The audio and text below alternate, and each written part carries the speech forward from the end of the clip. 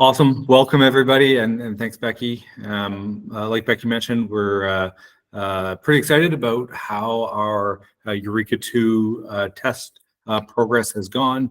And so I'll be sharing some of the results from that, as well as kind of our progression to this stage and learnings that we see ourselves having going forward. So as a bit of an outline, it's probably going to be for anybody who has attended others of our webinars, this might be a shorter one, but really this is a bit of an outline of what we're looking to talk through, really our Eureka 1 achievements and progress, how that led into our Eureka 2 development and testing timeline, and then talk about some of the key learnings that we've really had with Eureka 2 to date. The three main areas that I'm going to chat about: one is the launch and recovery system and some of our learnings there. Second, some of the tether management challenges that we've faced with the vehicle ultimately being designed to not be tethered. And then the end effector performance and some of the progression that we're making there. And then keen to talk about next steps and what people can expect and what we're looking at for Eureka 3. So back, just to give kind of a bit of a timeline for how things have progressed for anybody who's newer to Impossible Metals. It was really in 2022 that we started our development, really focused initially on just the end effector, just the delta arm that's on the bottom of the vehicle and the associated end effector to actually grasp the rocks and nodules on the bottom. And so you can see in March we had our basic tow tank. That's what would actually pick up the nodules and put them into the baskets. We then progressed into the summer, developing what we were calling our Eureka 1. So we kind of had this basic, almost Eureka 0 vehicle that was just the control electronics that ultimately went into our Eureka 1 vehicle, and that's what we achieved lake testing at the end of 2022 with that vehicle in a remote control approach, but picking up the rocks off the lake bed.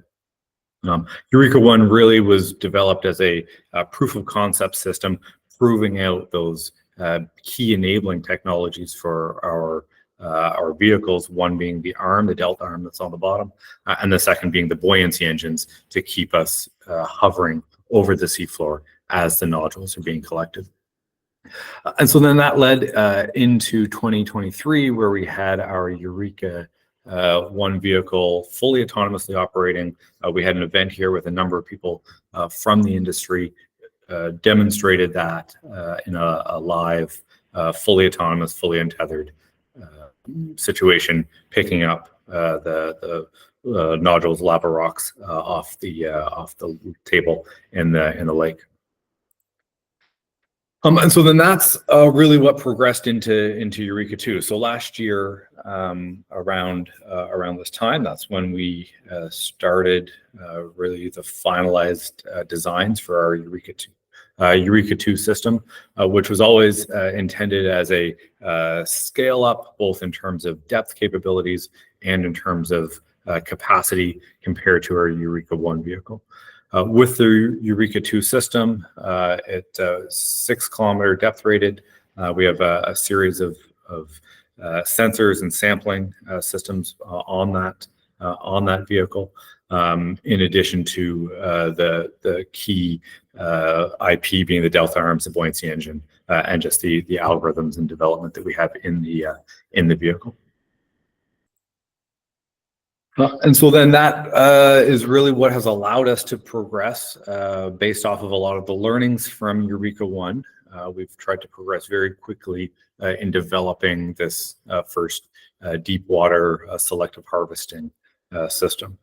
In October, that's when we were able to first get the system built, and some of our initial dunk tank testing. We progressed into the lake in November, and by December we had some autonomous operation in the lake with the vehicle. So moved very quickly through those stages into 2024, where we've had 2 ocean deployments. The first ocean deployment was in February, and then the second is in April. And that's really where I'll talk about the learnings that we had through those, ultimately progressing to a fully autonomous deep water dive. I think last week, or maybe the start of this week, released some footage of our tests with Eureka 2, and I'll just play that through and talk through it. So here you can see the Eureka 2 vehicle with the range of sensors, and then the arms on the bottom. For anybody not as familiar, the style of collection system that we're developing is one where there are autonomous vehicles that are going down to the seafloor, hovering over the seafloor while using computer vision and AI to then have robotic arms selectively pick up those nodules, individually targeting nodules, as well as identifying life, like you're seeing on the screen here, that allows us to have exclusion zones around that life, leaving it behind. Once the robotic vehicles are full, once the hopper on the system is full, it returns up to the surface, collected by the ship on the surface, and then that's where any servicing of the vehicle can take place. Battery charging and replacement once in production will take place, and then having a fleet of these vehicles in operation is what allows us to have the throughput capacity needed to have high production with this fleet of autonomous vehicles.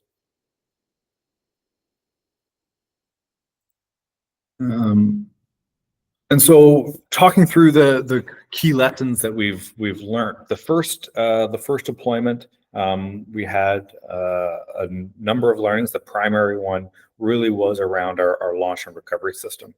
So the initial frame that we had for landing and securing the vehicle on deck, while great for lake testing, in the weather conditions that we were experiencing on that first deployment, it just wasn't suitable for the dynamics that we were experiencing.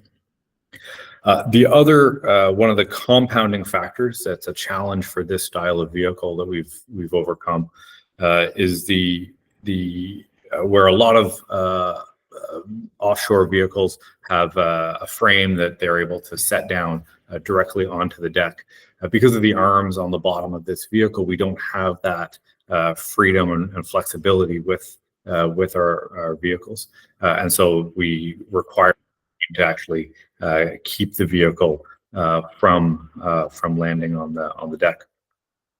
And so through some improved design of the frame, through some improved tagline capabilities, that's really what allowed us to progress and be pretty successful. It says 3 meters on here. Certainly over 2 meters is the capability now from a significant wave height that we were able to operate within off the coast. Becky, were you intending to raise your hand? You're muted though. I apologize. I just wanted to note here that the launch and recovery for Eureka 2 is really just for testing Eureka 2. The final vehicle will have its own specific launch and recovery system. So these are issues that we need to overcome for testing Eureka 2, but it will be a totally different system for Eureka 3 because it's a much larger thing with its dedicated launch and recovery, just for clarity. Yeah, thanks, Becky. And much like the learnings that we were able to take from Eureka 1 and apply into Eureka 2, this is certainly one of the key things that we've been able to get some learnings around from Eureka 2 that will have a major impact on our progression with Eureka 3. The next core challenge that we had been facing with these vehicles is the tether management. Ultimately, the vehicles that we're developing is a autonomous untethered fleet, and so the vehicles aren't inherently designed for having a tether. And so there are a number of challenges that we faced, and in a similar way to the experience that GSR faced with their tether failure. We didn't lose the vehicle to the bottom and have to mount the same level of recovery, but it did break the data connection with the vehicle when we were operating in a tethered manner, and so we're certainly progressing with the untethered approach as the vehicles are initially intended for. And then the last key learning that we've been facing is the end effector performance. As we've modified the end effectors to be suitable for increased depth ratings, we've started to see some reduced performance from those end effectors. And while we're seeing probably of the rocks that are actually being targeted and captured, about 30% of them are being lost, slipping through the tongs due to, I expect, the compliance of the modified design. And so that's something that is continuing to be evolved. And we don't specifically have this piece of the puzzle resolved, but the internal test facilities is really going to support progressing this piece of the system. And then the last thing before questions that I'm keen to share is really a concept view of some of the design for what we're seeing on Eureka 3 and how that's progressing.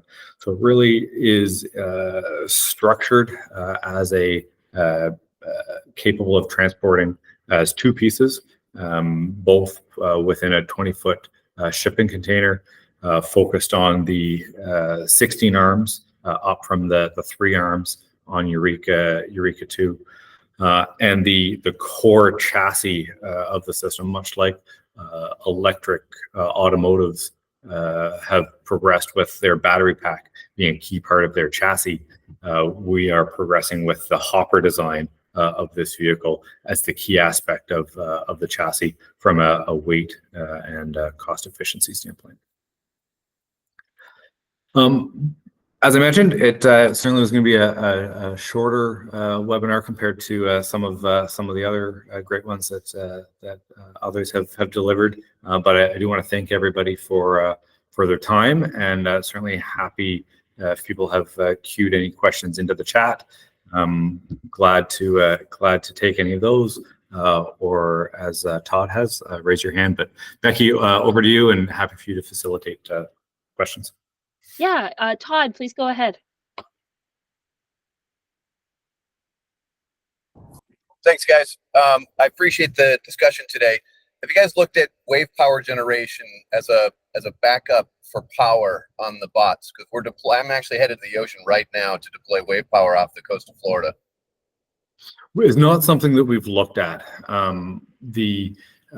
Ultimately, there are two pieces from a power generation standpoint that I would say matter to us. The one is having power on the vehicles themselves, and then the other is how we're generating that power on the surface. We are looking to be carbon neutral and ultimately generate as little carbon through our operations as possible. So having wave generated power at the surface to support all of our operations is something that would be interesting, but not something I've specifically looked at.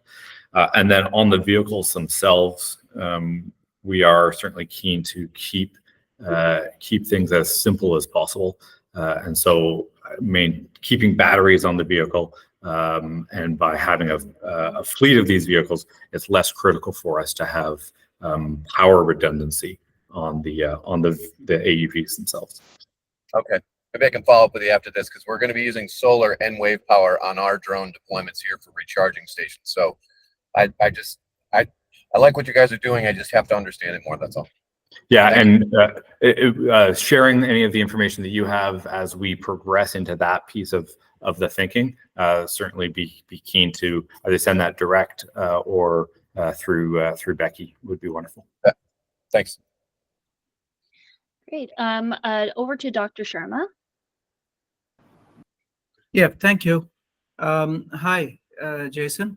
My question is, what is the difference in scale between Eureka 2 and Eureka 3 in terms of size or capacity or whatever? And how do you propose to achieve the commercial scale in future? Yeah, great, great. So talking about scale, as you kind of alluded, there are a number of different dimensions that you can talk about how things scale from Eureka 2 to Eureka 3. So I'll try to describe a number of them that come to mind that I think are key. The first, as I described in the presentation, the number of arms going from 3 to 16 is one of the scalings that we're seeing. The Eureka 2 vehicle is about a 3.5 ton weight in terms of the vehicle itself. We're going to see that getting up into the 10 ton weight range on our Eureka 3, and then Eureka 2, you kind of saw the figure of a person beside it. Ultimately, that progresses into a shipping container sized vehicle. So that's the other scaling of it. The other thing to, I think, and this kind of progresses and transitions to your second question in terms of how we're scaling the vehicles. Today, we are operating as individual AUVs.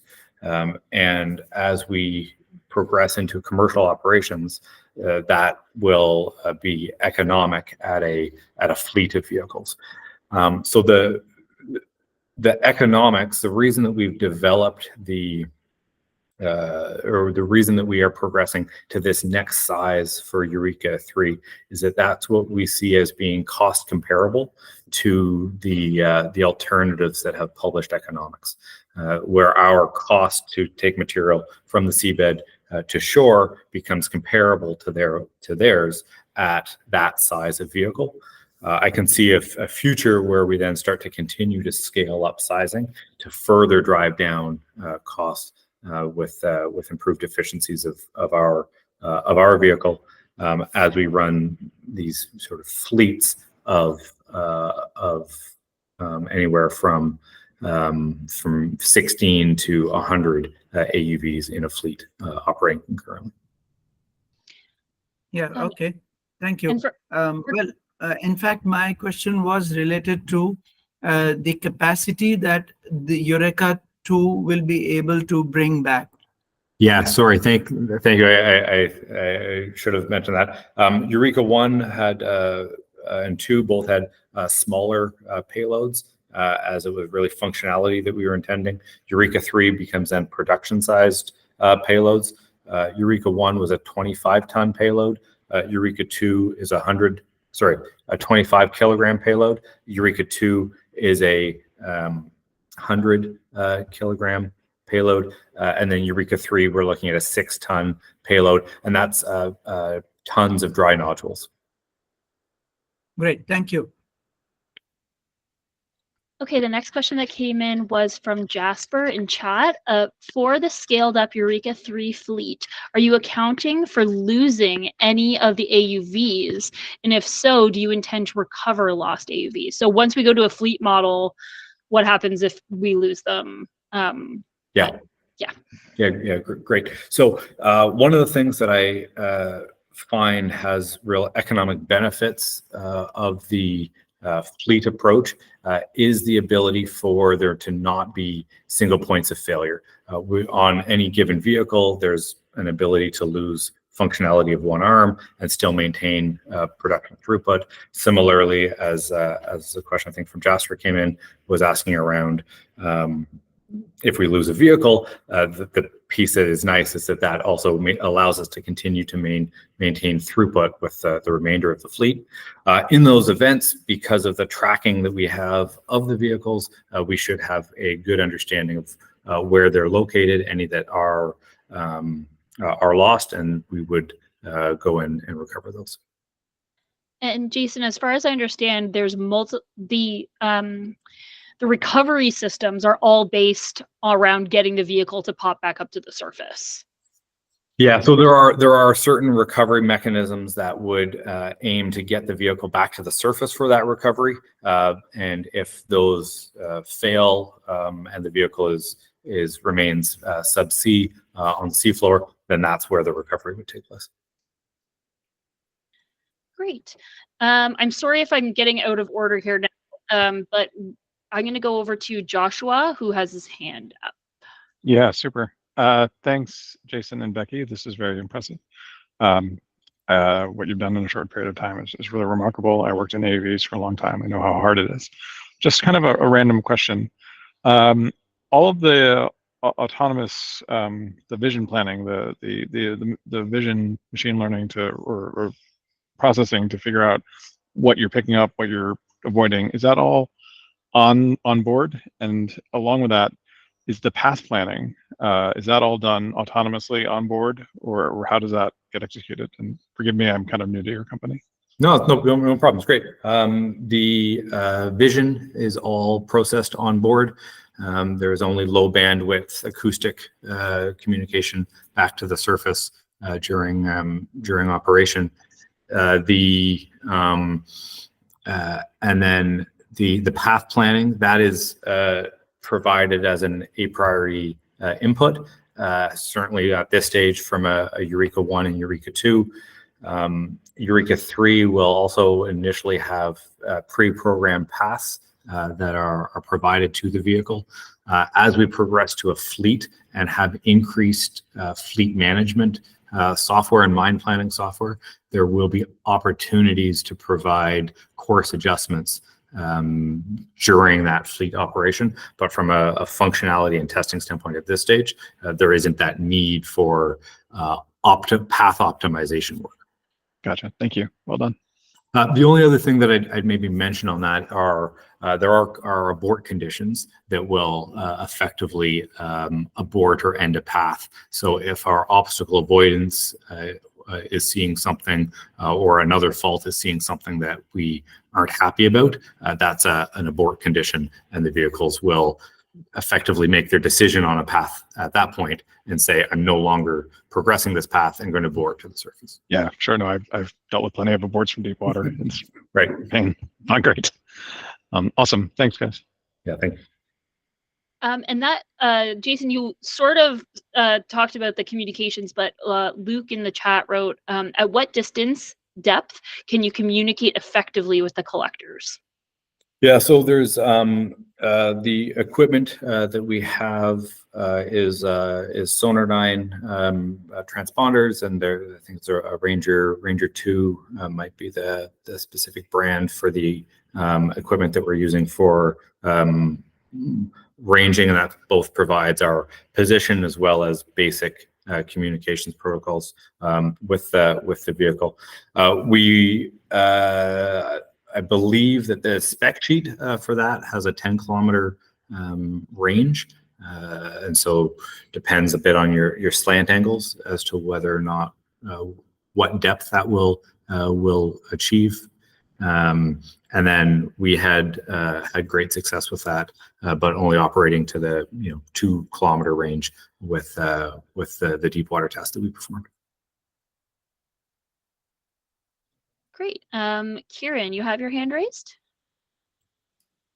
Yeah, can you hear me? Yes, we can. Wonderful, thank you. Thanks, Jason, for this informative, webinar.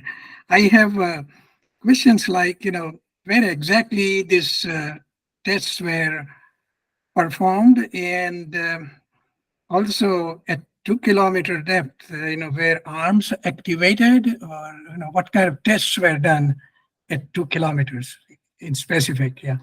Yeah, good. So we were at the 2 sites that we used at and then off the Blake Plateau. We're in the process of still compiling all of that data, and I hope that we'll have a bit of a data dump that is made public, similar to what we did for Eureka 1 testing with when we had our live demo. So that's when we'll be able to provide the exact locations, as well as you'll have access to all of the really all of the test data that was performed at those depths where we did the work. Thank you. Yeah. Jason, just a heads up, that data has been sent over to the Bureau of Ocean and Energy Management. So I think the only other thing we committed to was getting it so that it's accessible through our website by a link or something. So if anybody's wanting that urgently, please let me know. But otherwise, I'll make sure that in the next week or so that it gets posted to our website so that it's accessible from there, perhaps through the robotics section or something. We'll have to figure it out. Thank you. Yeah, of course. You muted yourself, Becky. Sorry, guys. Ray asked in the chat, is something such as hard rubber molded onto the arms an option to help reduce nodules from slipping away? Yeah, there's a number of things that we're looking at that would provide some compliance in order to achieve that or overcome that issue. It's not something that I'm fundamentally concerned about, but appreciate the input. That's certainly one of the things we're looking at. We have a tank in the lab where we can test different types of grippers and things like that. So while it doesn't have the deep sea sediment, because once you kick that up, it's going to be days, but it'll be a while before it settles back down. We can of course do comparative testing between things and see how grippy things are. So we'll be using that, I'm sure, for testing and figuring out that issue, I guess. Sean wrote, what is the expected untethered nodule picking battery life of Eureka 2 and 3 at the ocean floor? So I guess, because it's going to take time to get down, then we can traverse and then we can come back up. So maybe talking about the battery life and how we expect to be able to use that.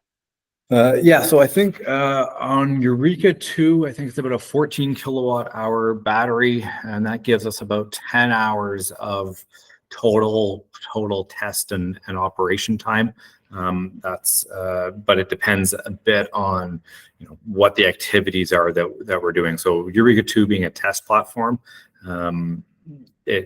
there is sort of a variety of activities that we will use up that battery for. It's a lot more specifically defined on Eureka 3 as really the cycle of operations is what matters for that vehicle.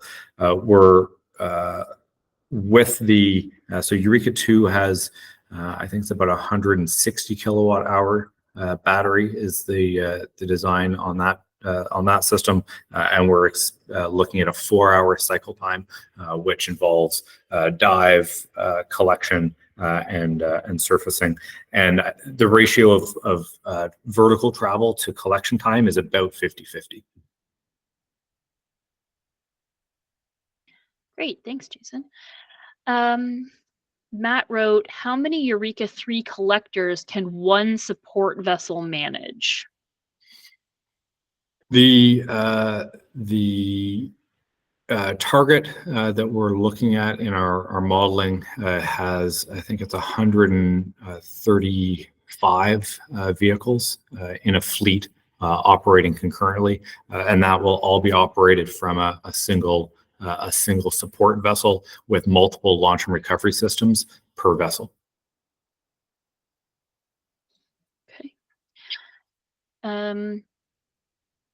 There's a question here. Could you describe a bit more about how the vision processing works on board the AUV? Machine learning with still frames from video, 3D reconstruction for nodule size detection, etc. Also, are mission paths planned using, well, here, why don't we start with that one because it's 2 questions. Yeah. Could you describe a bit more about the vision processing works on board the AUV?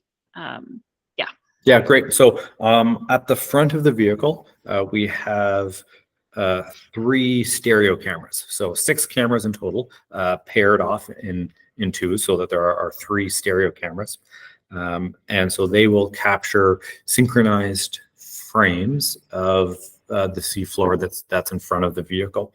And then the value for anybody who isn't as familiar with stereo cameras, much like your eyes, stereo cameras, by taking 2 images, is what allows us to get some depth of and distance and kind of 3D reconstruct really what's in front of the arms.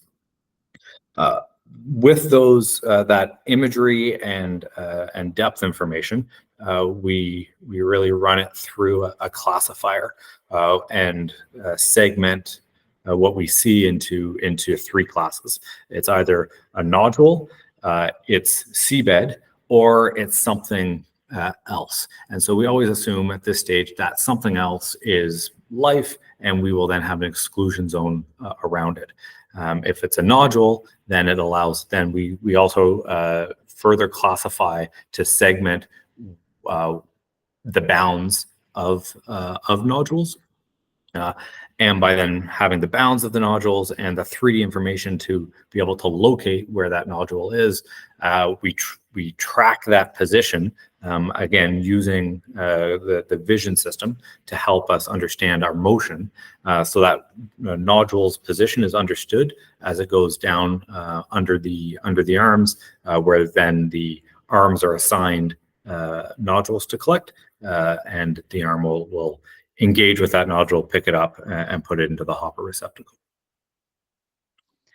Just to add on to that answer a little bit, in the long term, the idea is that it will be able to be programmed around these things. So if, say, through the environmental impact assessment process on a certain property, it's through that work with the scientists, there are around things that are of a certain size, you should leave this big of an exclusion area around it, because there's sort of meeting centers for animals down there. I'm not a biologist, so I apologize for my layman's terms.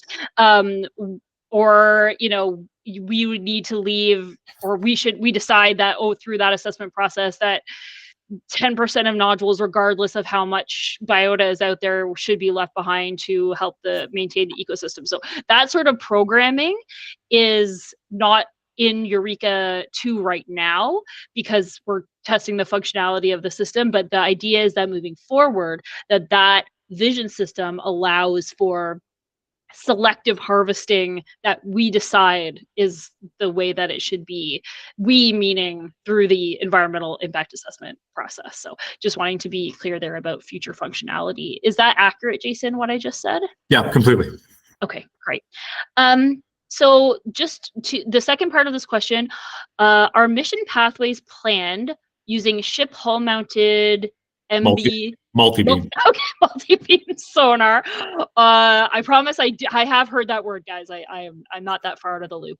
Or do you have separate AUV for high-res bathymetric mapping? All of the areas where we will send the collector vehicles will have had a higher resolution, at minimum, multi-beam AUV based survey over the area, if not potentially a degree of photogrammetric mapping over the area. We aren't required. We would require AUV level multi-beam, not just ship-based multi-beam data, but and I don't believe that we'll be at a stage where we would require to have AUV-based imagery over the areas that we'll be traveling. And Jason, for clarity, is that for Eureka 2 and 3 only, or would that be for any Eureka vehicle moving forward? That'll be for the fleet, right? Like that's ultimately the areas that we'll be going to will have had the environmental baseline and the resource definition work, which, to my knowledge, inherently will have that level of higher resolution than just ship-based multi-beam. Okay.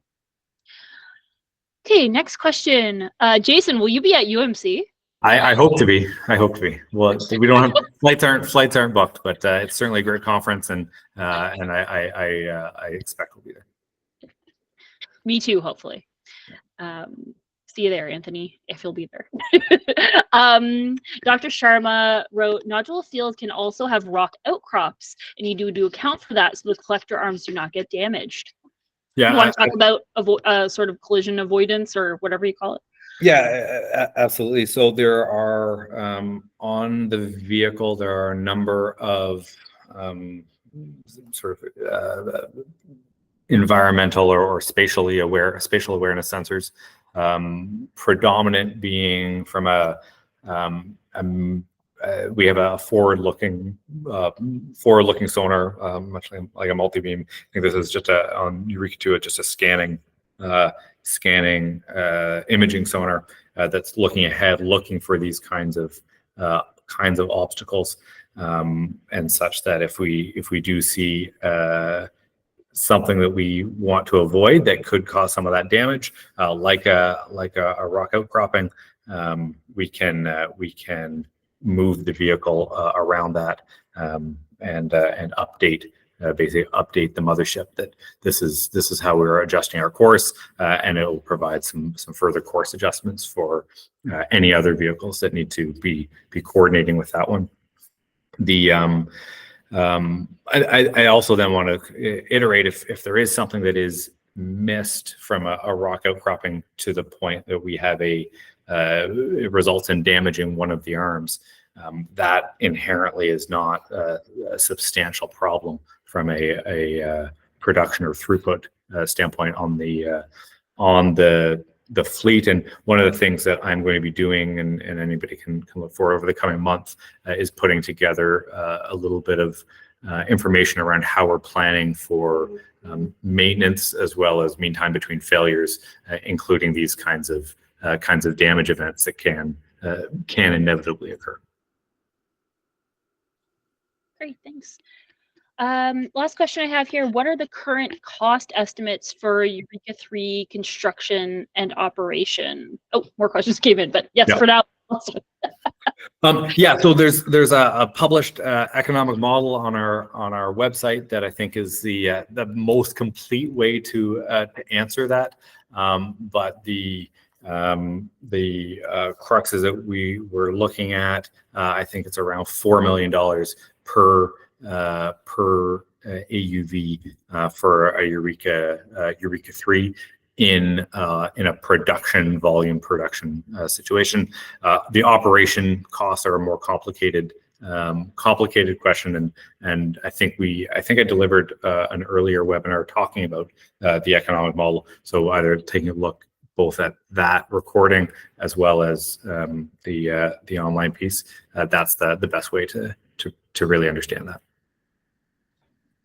I provided a link to the concept economic model in the chat. It goes to a folder that's publicly available that has an event summary from our May 2023 demo, and the concept economic model in there was presented then, and has been, Jason, correct me if I'm wrong, but has been updated since that demo. Yes. Yes. There's also data and stuff from that demo in there as well. Okay, one more question about vision. Will the imagery collected with your stereo camera systems be saved on the vehicle and later processed such that pre-collection photogrammetric models of a collection site could be produced?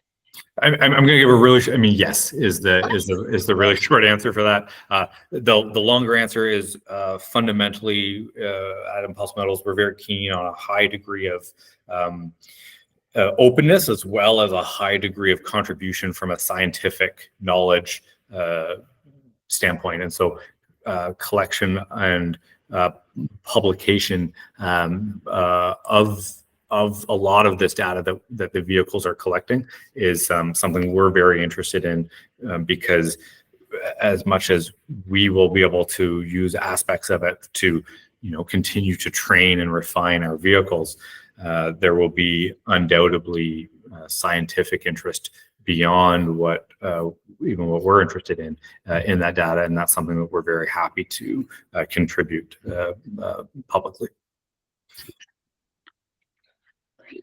Jason, I think in the recording it doesn't show our faces when the presentation is up. So maybe you can bring that down now. So the end of the present, so for the recording. Thanks, Jason. Kieran, go ahead. All right. Jason, in that video clip which you showed, again, it might be data from some earlier, experiments, but arm is sort of shown picking up, little stone, and you see little wake up there, right behind the wake is from the sediments actually. And I was wondering the best way to reduce those sediment wake when you pick up, using the arm to operate the system at extremely low Reynolds number, means velocity will be like snail speed, less than a centimeter per second class kind of thing. And I was wondering if you keep on reducing this collection speed, what might be the impact of that on your economic, model, Sure. I mean, any as we reduce speed in a range, and even just looking at the next question, it becomes related in terms of vertical transport. But anytime that we're reducing speed, that's reducing the utilization of the capex, reducing the utilization of all of the equipment, and that has a negative impact on the economics. And so the more that we are able to so we have a real balance between the speeds that we are running aspects of the vehicle, as well looking to minimize any sediment disturbance from the wake of the nodule that's getting pulled from the seabed, and that is certainly an area that we continue to research around what is that speed profile that we want to extract the nodules with, so that we are maintaining our throughput while also minimizing the disturbance as you've identified from the wake.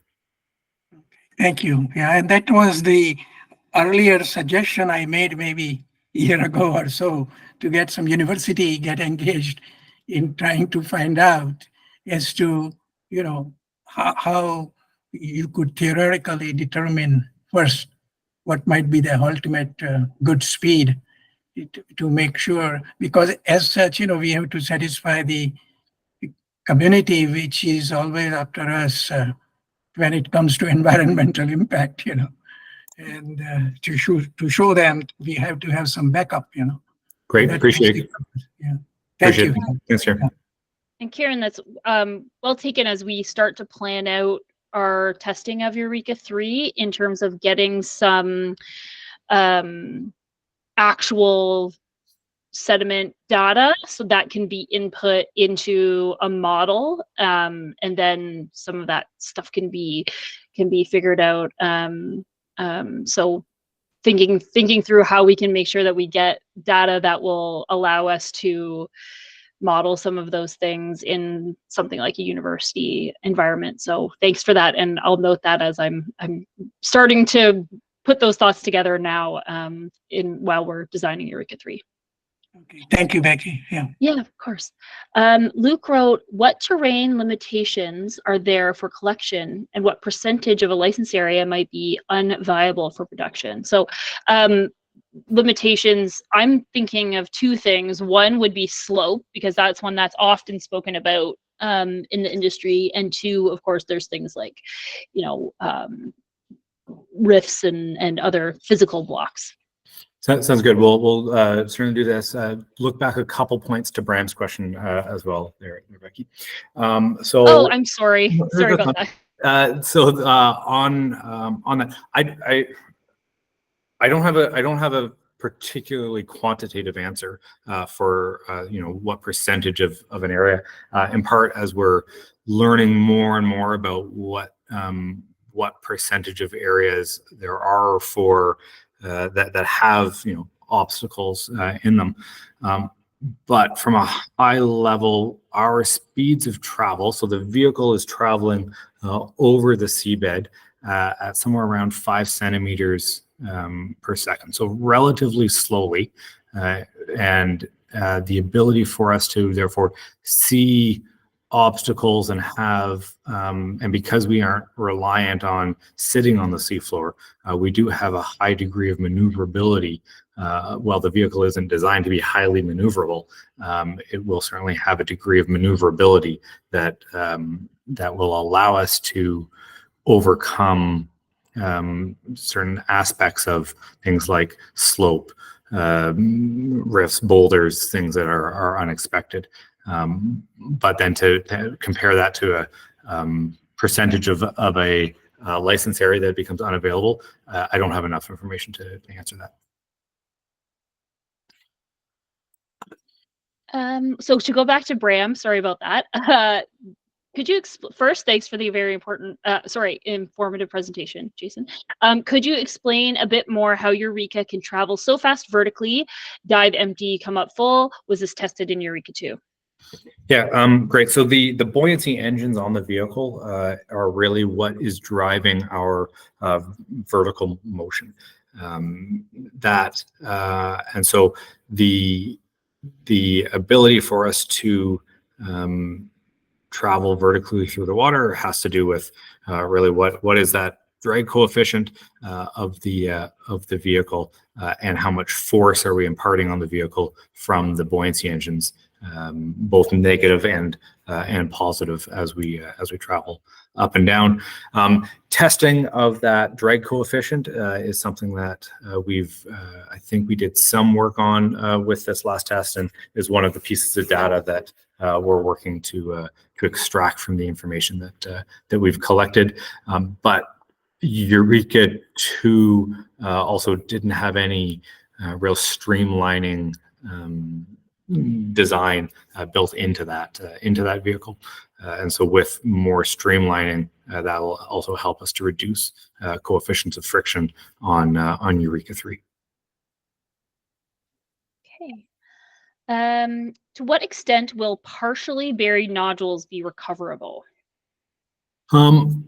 There will need to be some knowledge of what sorts of distribution we're expecting, and have some estimation for what the nodule is below the buried portion when we see something buried.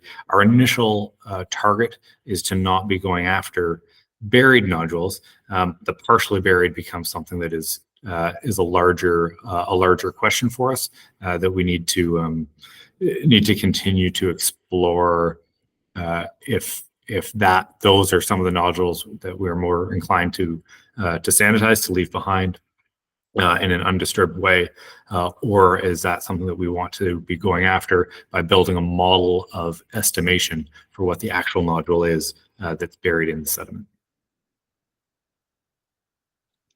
Yeah, it's so dependent on the area where that's being utilized. Some areas have a high percentage of buried nodules. Some areas have not really buried nodules. So that we've talked a lot about sort of optimizing the system for the area that it's working in as one of the benefits to make sure that we're getting as much as we can out of that area with the least amount of impact as possible. Matt wrote, on average, what is the seabed surface area that needs to be covered to collect 1 ton of nodules? Boy, that's a good question. I don't know that number offhand. Again, in the economic model, there are some assumptions on mass per square meter, and I believe that there's. I'm nervous I'm hesitant to say something off the top, but I believe there's some of the data that we have been basing this off has around 15 kilograms of nodules per square meter, but I may be off on that. And Jason, where would that data have been sourced from? It was long enough ago that I don't specifically recall, but I think the references are in the online materials. Okay, that they're in that. Yeah. So it was referenced from somewhere though. It wasn't just pulled out of the air. There's lots of data around sort of the amount of nodules in different areas per tonnage, and of course it's quite variable, but an average would have been used for that. Okay, let me check here. I think someone, no. Okay, Victor said, can you explain the duty cycle and maintenance preventative sequence of Eureka machine, and how do you monitor the performance of the key prime movers? Yeah, so we're a little premature on some of this because we are still just at the stage of proving out those key aspects, and we're just getting into the start of what is that preventative maintenance? What are we looking at in terms of accurately assessing our mean time between failures, and then particularly like what are the key kind of performance monitors that we'll be looking at as signals to give us indications of various types of failures and what that classifier needs to be. So a little bit premature, but conceptually the path forward will be really that, looking at signals from motor torque is on the arms is going to be one of the great things that I suspect will give us a lot of indication of potential failures of arms before the arm actually comes back. And so if we're seeing that the torque is much lower or much higher than we are expecting based off of the motion profiles that are being commanded to it, that will be an example of one of the sort of keys that we'll be looking at to say, okay, this is a problem. Similarly, there will be a maintenance program that we're going to be delivering just from a preventative maintenance standpoint. There will be that will go through replacement on a given cycle, and so that will take place on the deck when the vehicle comes back. And then, I mean, even things like battery swaps, right? So when the vehicle comes back to the surface, there will be a battery swap, and that becomes, part of that maintenance of the vehicle in effect. So those are, I would say, the kind of the main things that come to mind offhand. But inevitably, as we continue to operate the vehicles, we will start to see failures, which will allow us to go back in time on all the data that's being collected to look for signals of that are indicative of that failure taking place, to allow us to better schedule preventative maintenance rather than reactive maintenance for that specific issue. Great. So we're at 11:54 now. I think this was a great opportunity to field people's questions that they've had. And big thank you to Jason for the presentation and for answering questions. If anything comes up that you want to talk about, you have an idea, you have a question, please feel free to email me anytime. I put my email address in the chat. We also have you can email us through our website, of course, if you don't have our email address. So, but if anything comes up, please let me know. I'm always happy to chat. Unless there's anything else before we sign off for the day, I just want to say thank you to everybody who has attended, and thank you for all of the thoughtful questions. And thank you to Jason for fielding them all. So I hope you all have a wonderful rest of your day, whether it's morning or night. We always have people from across many time zones. So have a lovely day, and we'll see you next time.